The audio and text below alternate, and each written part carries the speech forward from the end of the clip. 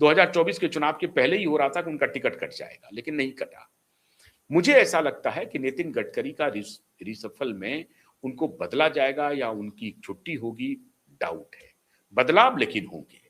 निर्मला सीतारमन के स्तर पर बदलाव होने की संभावना है, जिस पर चर्चा चल रही है शक्तिकांत दास की। धर्मेंद्र प्रधान के बदलाव की संभावना है, जिस पर चर्चा चल रही है किसी नए चेहरे को लाने की। हो सकता है कि ये धर्मेंद्र प्रधान जी को हटाया जाएगा, इसकी संभावना मुझे कम है।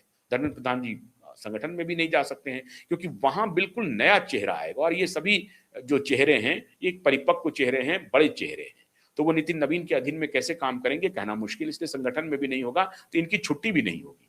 ये जरूर है कि मंत्रालय जरूर बदला जाएगा, ऐसी परिस्थिति लगती है धर्मेंद्र प्रधान के भी बारे में और निर्मला सीतारमन के भी बारे में। अब जो नए कैबिनेट में इंटरांट होने वाले हैं, वो कौन होंगे? धर्मेंद्र प्रधान की कुर्सी चली जाएगी, संभावना नहीं है, मैंने पहले बताया। निर्मला सीतारमन को अगर हटाया जाएगा तो उन्हें क्या सौंपा जाएगा, और निर्मला सीतारमन के पद पर कौन कौन आएंगे? दो दावेदार हैं, एक शक्तिकांत दास और दूसरा पीयूष गोयल की चर्चा चल रही है। और पीयूष गोयल एक परफॉर्मर नेता के रूप में है। अभी जो ट्रेड डील हो रहा है या यूरोपियन यूनियन के साथ जो ट्रेड डील फाइनल हुआ, उसमें बड़ी भूमिका रही है पीयूष गोयल की, बहुत पिवटल रोल प्ले किया है। बल्कि हम इंग्लैंड के साथ जो ट्रेड डील हुआ है उसमें भी बड़ी भूमिका रही है। तो एक परफॉर्मर नेता के रूप में वो दिखाई पड़ रहे हैं और प्रेस में भी बहुत ही सधा हुआ बयान दे रहे हैं। अभी भी उन्होंने कहा कि ट्रेड डील पर हम किसानों के साथ कोई समझौता नहीं करेंगे। तो उनकी मिनिस्ट्री भी परफॉर्म कर रही है, बल्कि आप कह सकते हैं कि श्रेणी में ए कैटेगरी में चल रही है। उनका हो सकता है कि पीयूष गोयल को एलिवेट किया जाए, और महाराष्ट्र की एक लॉबी हो भी सकती है, वो लगी हुई हो पीयूष गोयल के पीछे भी, या मोदी जी को कह रहा हो कि पीयूष गोयल को बना दीजिए। उनके शायद ज्यादा, पीयूष गोयल के पिताजी ही भारतीय जनता पार्टी के ट्रेजरर रहे हैं, पीयूष गोयल खुद भी भारतीय जनता पार्टी के ट्रेजरर रहे हैं।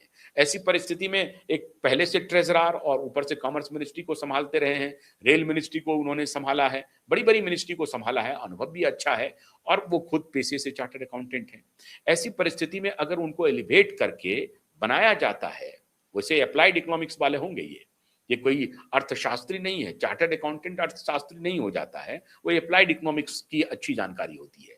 तो अप्लाइड इकोनॉमिक्स वाले को अगर अब ये मंत्रालय देना चाहते हैं तो दे दें। शक्तिकांत दास तो ना इकोनॉमिस्ट हैं, ना ही अप्लाइड इकोनॉमिस्ट हैं, वो तो हिस्ट्री के पोस्ट ग्रेजुएट हैं। हैरानी की बात यह है कि वो ब्यूरोक्रेट होते हुए उनको गवर्नर बना दिया गया था आरबीआई का। हाँ ठीक है, अब लेकिन इतने दिनों का आरबीआई का जो एक्सपीरियंस है, अब उसका इस्तेमाल हो सकता है कि फाइनेंस मिनिस्टर के रूप में वो कर सकते हैं, लेकिन उनकी जो पढ़ाई बाय ट्रेनिंग है वो हिस्ट्री के पोस्ट ग्रेजुएट है। तो शक्तिकांत दास के अपेक्षा पीयूष गोयल हो सकता है कि ज्यादा संवेदनशील, नॉन ब्यूरोक्रेटिक संवेदनशील, एक जनोन्मुख फाइनेंस मिनिस्टर जो एक डेमोक्रेसी में चाहिए, वो हो सकता है। उस हिसाब से पीयूष गोयल की दावेदारी अधिक बनती है शक्तिकांत दास के बरक्स। लेकिन अब शक्तिकांत दास को अगर कैबिनेट में शामिल करना है तो क्या उनको मिनिस्ट्री ऑफ कॉमर्स मिलेगा अगर पीयूष गोयल को एलिवेट किया जाता है? निर्मला सीतारमन को अगर हटाया जाएगा तो क्या कैबिनेट से हटा दिया जाएगा या कैबिनेट में रीसफल हो जाएगा, मतलब कोई दूसरा डिपार्टमेंट उनको मिलेगा? और अगर कोई दूसरा डिपार्टमेंट मिलेगा तो कौन सा डिपार्टमेंट मिलेगा? इसके पहले वो रक्षा मंत्री रह चुकी है, तो अगर राजनाथ सिंह जाएंगे तो क्या रक्षा मंत्री में उनको कन्वर्ट कर दिया जाएगा, उनका पोर्टफोलियो बदल के रक्षा मंत्रालय हो जाएगा? ये सारी उहापोह है। अभी नए चेहरे में हो रहा है कि अनुराग ठाकुर को इंक्लूड किया जाएगा। एक चर्चा और चल रही है, हालांकि उनकी एंट्री मुझे प्रथम दृष्टया तो दिखाई नहीं पड़ रही है। स्मृति ईरानी की भी चर्चा चल रही है। स्मृति ईरानी हो सकता है कि संगठन में उनको कोई बड़ी जिम्मेदारी मिले, और अगर कैबिनेट में बड़ी जिम्मेदारी मिलती है स्मृति ईरानी को तो क्या मिलती है कहना मुश्किल है। एजुकेशन की जिम्मेदारी उनको मिलेगी क्या? एजुकेशन के ऊपर उनके भी जमाने में बवाल हुआ था, बड़ा भारी बवाल हुआ था दिल्ली यूनिवर्सिटी को लेकर के, उनके वाइस चांसलर को लेकर के। तो ये भी, लेकिन अब चूंकि अब उनका थोड़ा सा अहंकार कम हुआ होगा, जब एक बार आप बाहर जाते हैं पावर से तो आटा दाल का भाव पता चल जाता है, तो हो सकता है कि अब ज्यादा परिपक्व, ज्यादा गंभीर नेता के रूप में, नेत्री के रूप में वो एक बार फिर से इंडक्ट किया जाए उनको कैबिनेट में। लेकिन इस बार उनका एक गंभीर नेतृत्व क्षमता देखने को मिल सकता है। तो हो सकता है कि उनको ही एजुकेशन मिनिस्ट्री मिल जाए। तो फिर वही बात, अभी उनके एक चिर प्रतिद्वंदी एक पत्रकार हैं जो लगातार ये उनके खिलाफ कैंपेन छेड़े हुए हैं। पता नहीं उनके खिलाफ नहीं, मतलब मोदी जी के खिलाफ आजकल गुस्से में हैं। तो ये भी एक फिर से ये होगा कि देखो तुमने ये किया था तो हमने इनको ही कैबिनेट मिनिस्ट्री में, वो भी एजुकेशन में ला दिया। ये सारी बातें चल रही है। हो सकता है कि स्मृति ईरानी को एजुकेशन मिनिस्ट्री बन जाए, मिल जाए, क्योंकि वो एजुकेशन मिनिस्टर थी भी और दूसरी मंत्रालय भी थी उनके पास। तो अब अगर स्मृति ईरानी का इंडक्शन होता है तब क्या उनको मिलेगा, और निर्मला सीतारमण को क्या राजनाथ सिंह के जगह रक्षा मंत्रालय मिल जाएगा या निर्मला सीतारमण को संगठन में भेजा जाएगा। एक महिला नेत्री हैं, अच्छी नेता हैं, उनको अगर संगठन में भेजा जाएगा तो संगठन में किस जगह भेजा जाएगा, वो क्या करेंगी संगठन के लिए, ये सारी बातें हैं। और युवा फेस को जो जंजी बात कर रहे हैं, मैंने एक दिन पहले भी कहा था कि जो सयोनी घोष है या राघव चड्ढा है, इसमें से किसी न किसी को जरूर अंदर करवाया जाएगा, कैबिनेट के अंदर लेने की संभावना हो सकती है।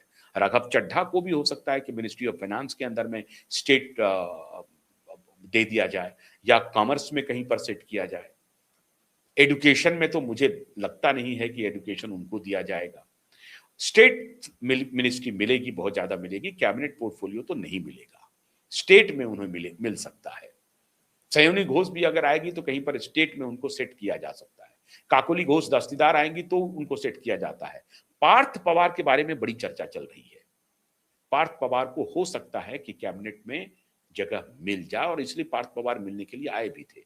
अजित पवार की खेमे से जिनको एक दो को लेना था, उसमें पार्थ पवार की दावेदारी हो सकती है। अभी अभी हाल में ही मुलाकात हुई है पार्थ पवार की, अजित पवार के बेटे की, भारतीय जनता पार्टी के बड़े नेताओं से।